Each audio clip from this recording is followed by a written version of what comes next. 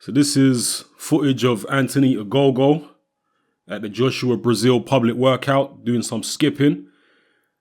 And Ogogo's career problems have been pretty well documented thus far. He signed with Golden Boy. I believe he's still with Golden Boy, but they have some type of arrangement with Eddie Hearn. He, like I say, signed with Golden Boy, and then he encountered a bunch of injuries, or incurred is the word I should use, a bunch of injuries. Picked up some injuries. I don't know, whatever word you want to use. You picked up some injuries, and that kind of brought his career to a standstill, but he was still engaging in all types of celebrity stuff. Personally, I've never been overly impressed with Ogogo.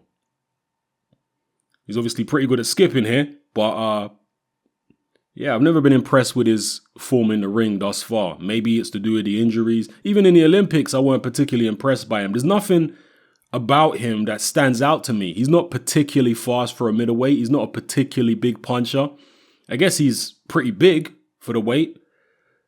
But other than that, I don't know. It's hard to see what it is that he does. So I'm just going to hold judgment for now in terms of how good I think he is. I need to see him against some more meaningful opposition. The middleweight division is not the strongest at the moment, so there may be an opportunity for him there. And by the way, if he is middleweight, isn't he, Anthony Ogogo? He's not super middleweight. I'm sure he's middleweight. He's talked about a fight with Chris Eubank Jr. anyway, so I'm going to assume he's middleweight. He's been so inactive, I literally forget whether he's middle or super middle. But yeah, so, he hasn't overly impressed me. But some fighters don't impress you right away. Some fighters don't have talent that stands out in terms of they don't have particularly quick hands or quick feet. I mean, for example, if you would have taken a young Bernard Hopkins and told most people that this guy was going to go on to be one of the greatest fighters of all time, they probably would have laughed at you, particularly after he lost to Roy Jones Jr. in the first fight.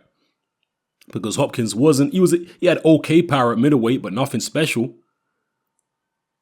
There didn't seem to be anything extraordinary about him at all. Hopkins seemed like a run-of-the-mill fighter early on in his career.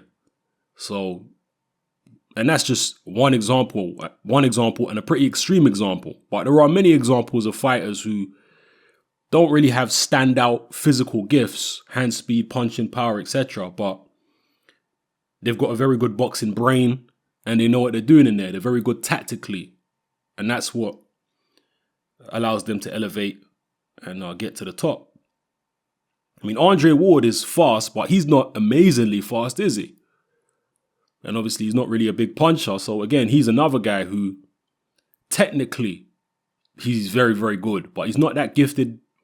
Andre Ward is gifted athletically. Let's not get twisted, but he's not a Roy Jones Jr. in terms of athletically gifted.